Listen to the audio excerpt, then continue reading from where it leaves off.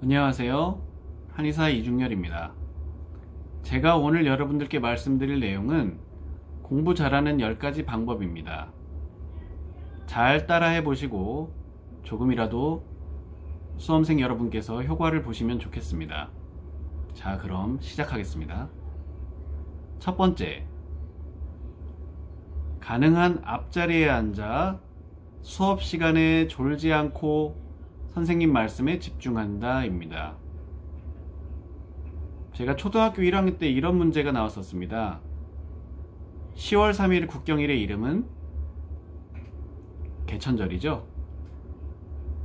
옆으로 기어가는 개 말고 강아지 할 때 개, 그래서 개천절, 요게 답이었고요. 또 제가 첫 번째로 틀렸던 받아쓰기 문제는 꽃을 꽂아 주었습니다 였는데 꼬의 치읓 받침과 꼬의 지읒 받침을 써서 두 개의 꽃을 구분하는 것이 핵심이었습니다. 그리고 또 청소할 때 제일 먼저 해야 할 일은 이것은 시험에 나온 건 아니었지만 선생님께서 물어보신 거였는데요.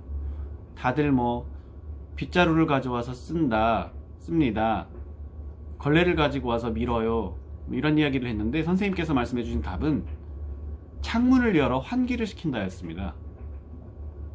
제가 어떻게 32년 전에 이런 질문들도 기억을 하고 있느냐 하면 눈이 나쁘다는 이유로 앞자리에 앉아 선생님과 소통하면서 농담까지 이렇게 기억하려고 했던 부분인데요. 수능에는 안 통할지 몰라도 내신에는 확실히 통하니까요. 한번 사용해 보십시오. 첫 번째 원칙 다시 말씀드립니다. 가능한 앞자리에 앉아 수업 시간에 졸지 말고 선생님 말씀을 잘 듣는다, 집중해서 잘 듣는다 입니다. 자, 두 번째는 좌뇌와 우뇌를 번갈아 사용하라 입니다. 첫 시간에 국어나 영어, 음악이나 사회를 공부했다면 두 번째 시간에는 수학과 과학, 기술을 공부해 보세요. 세 번째 시간엔 마찬가지로 국어나 영어, 음악이나 사회 다시 이렇게 교차해서 하는 식으로 하시면 되는데요. 저 같은 경우는 한의대 와서 금호 김홍경 선생님의 책을 읽고 이것을 더 강화시켰는데요. 선생님 책에 보면 용변을 보고 나서 뒤처리를 할 때 오른손잡이는 왼손으로 한번 사용해봐라. 오른손만 집중해서 쓰지 말고 왼손도 균형 있게 발전시켜 봐라. 그런 말씀을 책에서 하셔서 본과 3학년 때 이후로 지금까지 왼손으로 뒤처리를 하고 있습니다. 세 번째 원칙입니다. 컴퓨터 폴더처럼 상위 폴더, 하위 폴더로 나눈다. 즉 목차를 반드시 중요시하고 외워라 라는 겁니다. 목차는 뼈대와 같습니다. 이 뼈대를 먼저 튼튼하게 해놓고 나서 그 다음에 살붙임이 들어가야 하는데요. 보통은 학생들은 1페이지부터 정독을 하기 시작하거든요. 이것은 좋지 않은 방법입니다. 뒤에 나오는 네 번째 원칙하고도 연결이 되는데요. 뼈대를 잘 세워놓고 그 다음에 살붙임을 하는 것으로 이 뼈대를 세우기 위해 좋은 방법은 최초 1회 독에서 만화책 보듯이 싹싹싹싹 그냥 1페이지에서부터 끝페이지까지를 보는 겁니다. 무슨 내용이 있나? 이런 내용이 있군. 여기선 별표가 5개군. 요 정도만 보시는 겁니다. 누구도 첫 번째, 물론 제록스 같이 복사기처럼 1페이지부터 끝페이지까지 전체를 암기하는 사람도 간혹 한두 명은 있겠습니다만 대부분은 그렇지가 않거든요. 생각보다. 그래서 1회 독에는 뼈대를 보고 목차를 보고 만화책 보듯이 넘겨봐라. 그 점을 꼭 말씀드리고 싶습니다. 네 번째는 이와 연관돼서 3 내지 4독을 하여라 라는 말씀을 드리고 싶네요. 이것은 어빙하우스의 기억 곡선과도 일치하는 내용입니다. 제가 지금 통계치가 정확하진 않지만 그 어빙하우스의 그 기억 곡선에 따르면 1회 독에는 한 30%, 2회 독에는 55%, 3회 독에는 70%, 사회독에는 한 80에서 90%까지 완성도가 이루어진다. 이런 얘기 정도로 저는 기억이 나는데요. 저도 고등학교 때 좋은 우수한 성적을 거둘 수 있었던 부분과 좀 일치하는 부분이 있어 말씀드리면, 내신 시험은 꼭 사독을 했었습니다. 특히 그 사독을 하고 나서 이렇게 A4 용지 같은 데다가 막대 그래프를 가로 또는 세로로 그리고 나서 과목별로 그거를 날짜별로 이렇게 해가지고 성취도를 막대로 색칠을 하는 겁니다. 그렇게 색칠하다 보면 어느새 시험 직전 또는 시험 직후 결과가 그 막대 그래프대로 나오는 그런 신기한 기적 같은 것을 경험하시게 될 수 있을 겁니다. 다섯 번째는 한 권 안에 정리를 갈무리하자라는 얘기입니다. 단권화하자는 얘기인데요.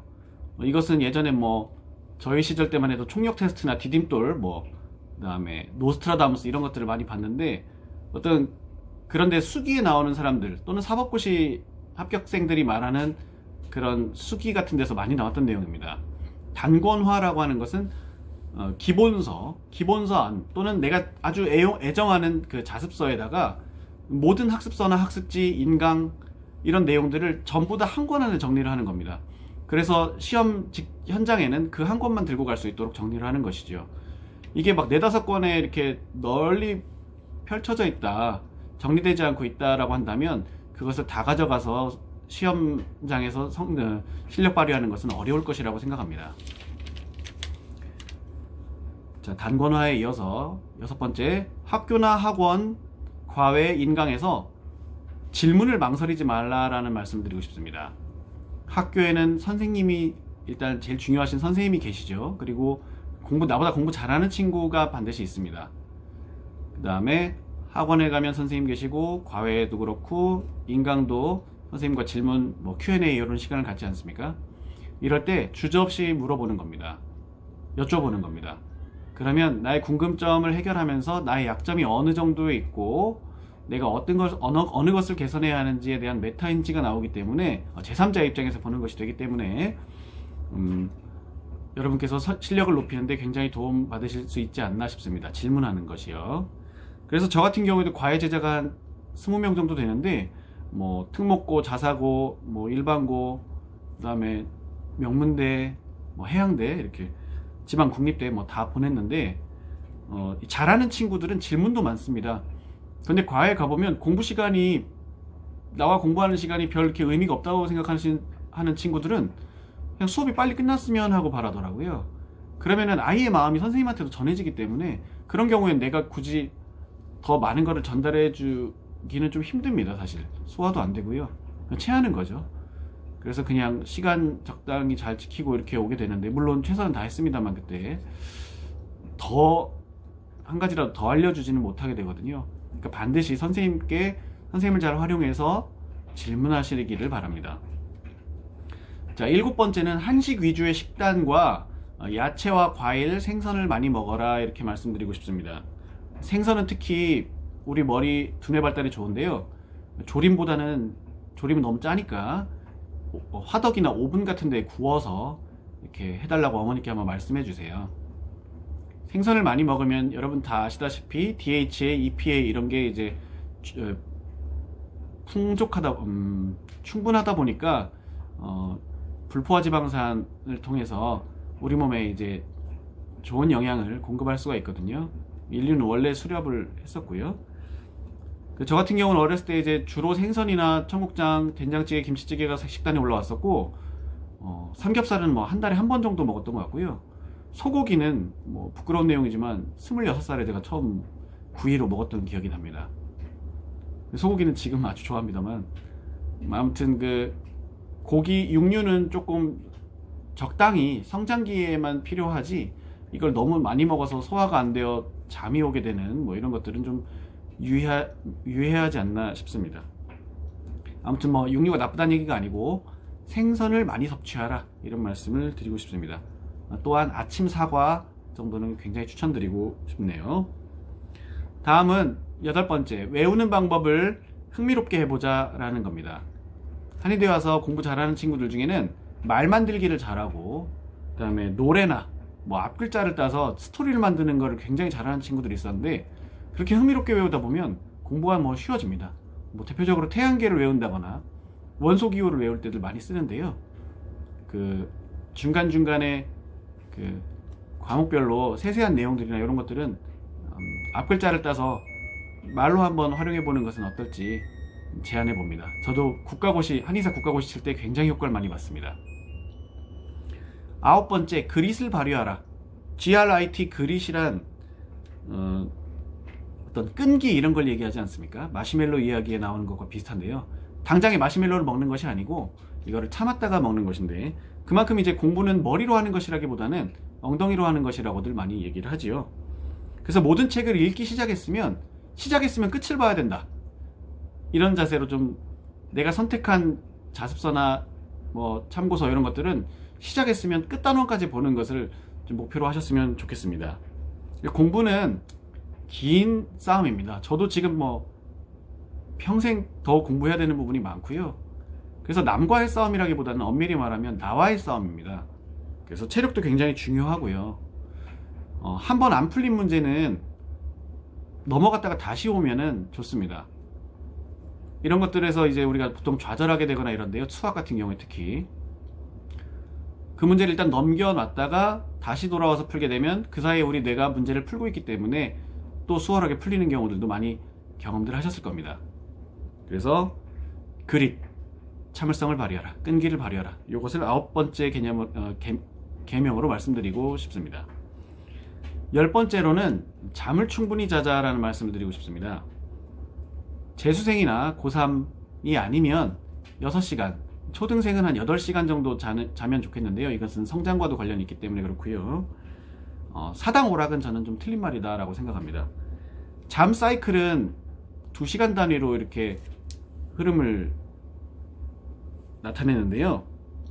인체가 낮 동안에 활동을 많이 하기 때문에 충분히 휴식을 취하기 위해서 6시간 또는 초등생은 8시간 이 정도의 수면을 취하는 것이, 그러니까 4분의 1 또는 3분의 1 정도는 취하는 것이 수험 생활을 해나가는데 아주 중요한 내용이 아닐까 싶습니다. 그리고 잠들기 직전에 외운 부분은 자는 동안에 또 잘 외우고 해마를 통해서 장기 기억으로 넘어가니까 자기 전 공부는 특히나 좀 중요하다고 할 수 있겠죠.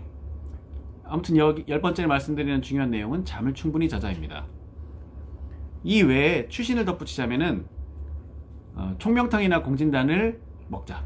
이것은 모의고사 때 미리 연습을 해보시고 실전 수능이나 학교 정기고사 때 각자 체질에 맞는, 몸에 맞는 방법을 체득해내서 적용해 보시면 좋겠습니다.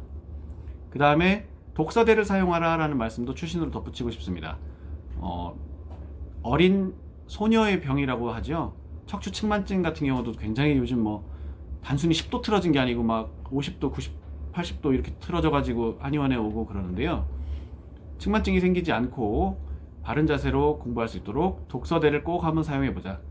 독서대에 이 책을 펴놓고 밑에 종이 공책에다가는 키워드 정도로만 적는 쪽으로 공부를 하자. 이렇게 말씀드리고 싶습니다. 자, 그러면 10가지 한번 정리해 드리도록 하겠습니다.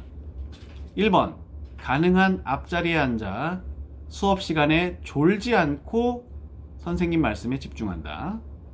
2번째, 좌뇌와 우뇌를 번갈아 쓴다. 3번째, 컴퓨터 폴더처럼 상위 폴더와 하위 폴더를 나누어서 목차를 반드시 암기하고 뼈대를 만든 후에 살붙임을 한다. 4번째, 3, 4번 같은 내용을 반복한다. 단 첫 번째는 만화책 보듯이 본다. 5번째, 한 권 안에 정리를 갈무리하여 단권화한다. 6번째, 학교나 학원, 과외 또는 인강에서 질문을 망설이지 말라. 7번째, 한식 위주의 야채와 생선을 많이 섭취하라. 8번째, 외우는 방법을 흥미롭게 해보자. 9번째, 그릿, 참을성 끈기를 발휘하라. 모르는 문제는 잠깐 넘어갔다 오라. 처음부터 끝까지 교재를 보라. 마지막 10번째, 잠을 충분히 자자입니다.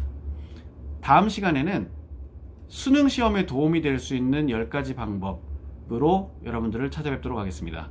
긴 이야기 들어주셔서 감사합니다. 그럼 수험생 여러분들의 건투를 빕니다. 안녕히 계세요.